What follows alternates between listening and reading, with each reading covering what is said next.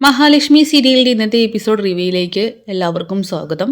അങ്ങനെ മഹിയുടെ വളകാപ്പ് ദിവസമാണ്. ലേഖയും മഞ്ജുവും എല്ലാവരും ചേർന്ന് മഹിയെ ഒരുക്കുന്നുണ്ടെങ്കിലും അവൾക്കാണെങ്കിൽ യാതൊരു സന്തോഷവുമില്ല.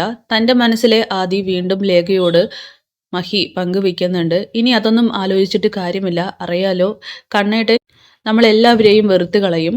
അതുകൊണ്ട് ഈ ഒരു സത്യം മൂടി വയ്ക്കുന്നതായിരിക്കും നല്ലത് എന്നൊക്കെ ലേഖ പറഞ്ഞ് മനസ്സിലാക്കുന്നു. പിന്നീട് കണ്ണനാണെങ്കിൽ തൻ്റെ മനസ്സിലെ ആ വലിയൊരു സംശയത്തെക്കുറിച്ച് തുറന്ന് പറയുകയാണ്. അതായത് പ്രതാപൻ തന്നെ വിളിച്ച് കണക്ട് ചെയ്യാൻ നോക്കിയ കാര്യങ്ങൾ അതിനിപ്പോൾ സത്യമായിരിക്കുമോ? ഇനി ഈ പ്രതാപൻ തന്നെ ആയിരിക്കുമോ എൻ്റെ അച്ഛൻ്റെ കൊലയാളി? ഇത് കേട്ടുകൊണ്ടാണ് വാമദേവൻ അങ്ങോട്ട് വരുന്നത്. വാമനും ഏകദേശം കാര്യങ്ങൾ മനസ്സിലാവുന്നുണ്ട്. പ്രതാപൻ ഇനി ജീവിച്ചിരിക്കുന്നതും അതുപോലെ ഈ സമനില തെറ്റിയുള്ള പെരുമാറ്റമൊക്കെ തന്നെ ആപത്താണെന്നും അയാളും പലതും തീരുമാനിക്കുന്നു. പിന്നീട് മോഹിനിയെ പോകണ്ട എന്ന് പറഞ്ഞ് നിരുത്സാഹപ്പെടുത്താനായിട്ട് മുത്തശ്ശി എത്തുന്നുണ്ടെങ്കിലും മോഹിനിയാണെങ്കിൽ അതൊക്കെ തന്നെ മറികടന്ന് പോവുകയാണ് ചെയ്യുന്നത്. എന്തായാലും തൻ്റെ മകൾ താൻ ആഗ്രഹിച്ച ആ ഒരു ജീവിതത്തിലേക്ക് കിടക്കാൻ പോകുന്നു. ഒരു അമ്മ എന്നുള്ള സ്ഥാനത്തിലേക്ക് എത്താൻ പോവുകയാണ്. അതിൻ്റെ സന്തോഷം മോഹിനിക്കുണ്ട്. പിന്നീട് മഞ്ജുവും ലേഖയും ചേർന്ന് മഹിയെ നന്നായി തന്നെ ഒരുക്കുന്നുണ്ട്.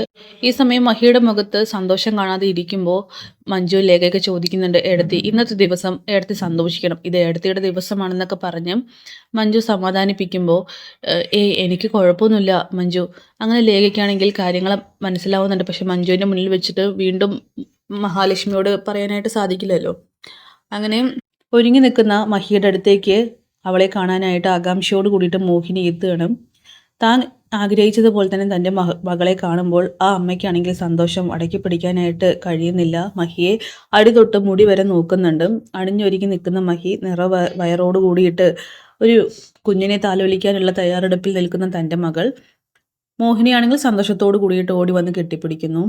അങ്ങനെ അമ്മയെ നന്നായിട്ടുണ്ടോ എന്നൊക്കെ മഹി ചോദിക്കുമ്പോൾ നന്നായിട്ടുണ്ടോ എന്നോ, ആരും എൻ്റെ മോളെ കണ്ണു വെക്കാതിരിക്കട്ടെ, അത്രയ്ക്കും നന്നായിട്ടുണ്ട്. അമ്മയ്ക്ക് സന്തോഷമായി. അല്ലമ്മേ, അവിടുത്തെ അവസ്ഥ എന്താണ്? അവിടുത്തെ അവസ്ഥ എന്താ?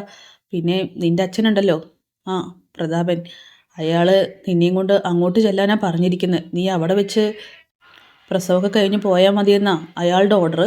പക്ഷേ ഇപ്പോൾ സമനില തെറ്റിയിട്ടാണ് ഇങ്ങനെയൊക്കെ പറയുന്നതെന്ന് എനിക്കറിയാം. സ്വബോധത്തിലുള്ള പ്രതാപൻ ഒരിക്കലും അങ്ങനെയൊന്നും സംസാരിക്കില്ല.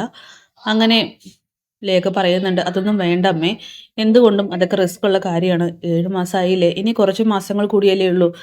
എല്ലാവരും സമാധാനത്തോടെ ഇരിക്കണമെങ്കിൽ മഹി ഞങ്ങളോടൊപ്പം തന്നെ പോന്നോട്ടെ എന്നൊക്കെ പറയണം.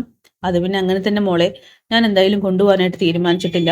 ഇനിയിപ്പോൾ കുഞ്ഞിനൊരു ആപത്തും കൂടാതെ അത് പുറത്തേക്ക് വന്നാൽ മാത്രം മതി. ഇവിടെ പോലും നിർത്താൻ എനിക്കും യാതൊരു താല്പര്യമില്ലെന്നൊക്കെ മോഹിനി പറയുന്നു. അങ്ങനെ അവരെല്ലാവരും ചേർന്ന് മഹിയുമായിട്ട് താഴത്തേക്ക് പോവുകയാണ്.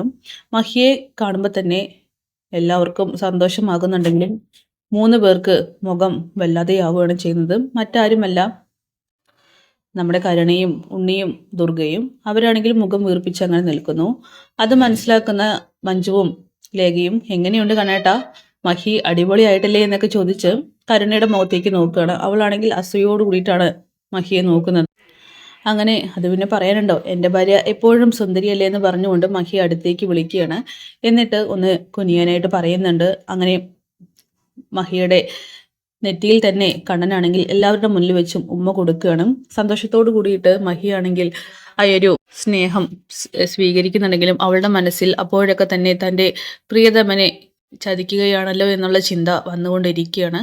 അങ്ങനെ ചടങ്ങുകളിലേക്ക് കടക്കാമെന്നിങ്ങനെ എല്ലാവരും കൂടി പറയുമ്പോൾ മഹിയെ നോക്കിക്കൊണ്ട് കരുണയാണെങ്കിൽ പുച്ഛത്തോട് കൂടിയിട്ട് മുഖം മാറ്റുകയാണ്.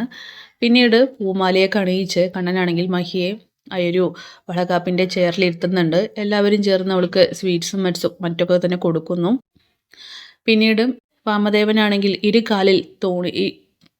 തോണിയിൽ കാലിട്ടതുപോലെ തന്നെ കണ്ണൻ്റെ മുന്നിൽ വെച്ച് പെരുമാറുന്നുണ്ട്. പക്ഷേ ഈ സമയങ്ങളിലൊക്കെ തന്നെ അങ്ങനെ എല്ലാവരും ചേർന്ന് പാട്ടൊക്കെ വെച്ച് മഹിയെ വെച്ച് ഡാൻസൊക്കെ കളിക്കുന്നുണ്ട്. അതൊന്നും കണ്ടു നിൽക്കാനാവാതെ ഉണ്ണിയും കരുണയും ദുർഗയും ദേഷ്യത്തോട് കൂടിയിട്ട് അകത്തേക്ക് കയറി പോവുകയാണ്. അങ്ങനെ കരുണയാണെങ്കിൽ അവിടെയുള്ള സാധനങ്ങളൊക്കെ എടുത്ത് താഴേക്ക് ഇടുന്നുണ്ട്. കരുണ, നീ എന്തൊക്കെയാണ് ചെയ്യുന്നതെന്ന് ചോദിക്കുമ്പോൾ ഞാൻ ആഗ്രഹിച്ച കാര്യങ്ങളാണ് താഴെ എല്ലാവരും ചേർന്ന് ആഘോഷിച്ചു കൊണ്ടിരിക്കുന്നത്. എൻ്റെ കുഞ്ഞും കൂടി ഉണ്ടായിരുന്നുവെങ്കിൽ എത്ര നന്നായിരുന്നു. ഞാൻ ആഗ്രഹിച്ച എല്ലാ ആഘോഷങ്ങളും അവൾക്ക് സ്വന്തം. അവളാണിപ്പോൾ ഞാൻ ആഗ്രഹിച്ച ജീവിതം ജീവിച്ചു കൊണ്ടിരിക്കുന്നത്. ഞാൻ മാത്രം ഇവിടെ കരഞ്ഞുകൊണ്ട് ഇങ്ങനെ ഇരിക്കുന്നു. എനിക്ക് ഒന്നിനും ഒരു കഴിവില്ല എന്നൊക്കെ പറഞ്ഞുകൊണ്ട് കരുണയാണെങ്കിൽ പൊട്ടിക്കരയുകയാണ്. നീ ഒന്ന് സമാധാനപ്പെടുന്നൊക്കെ പറഞ്ഞ് ഉണ്ണി അവളെ സമാധാനപ്പെടുത്താനായിട്ടും ശ്രമിക്കുന്നു. കൂട്ടത്തിൽ ദുർഗയും. എന്തായാലും അതൊന്നും വകവയ്ക്കാതെയാണ് താഴെ ആ ഫംഗ്ഷൻ ഗംഭീരമായി തന്നെ നടക്കുന്നത്. എല്ലാം മനസ്സിലാക്കിക്കൊണ്ട് തന്നെ ലേഖയും അനന്തവും മഞ്ജുവും സാഗറും കുറച്ച് ഓവറാക്കുന്നുണ്ട് കരുണയ്ക്കും ഉണ്ണിക്കും മുന്നിൽ. അതും മഹാലക്ഷ്മിയുടെ സന്തോഷം മാത്രം മുൻകണ്ടുകൊണ്ട്. എന്തായാലും അതൊക്കെ കാണിച്ചുകൊണ്ടാണ് എപ്പിസോഡ് അവസാനിക്കുന്നത്. കാത്തിരിക്കാം കിടിലൻ എപ്പിസോഡ്സിനായിട്ട്. Bye bye.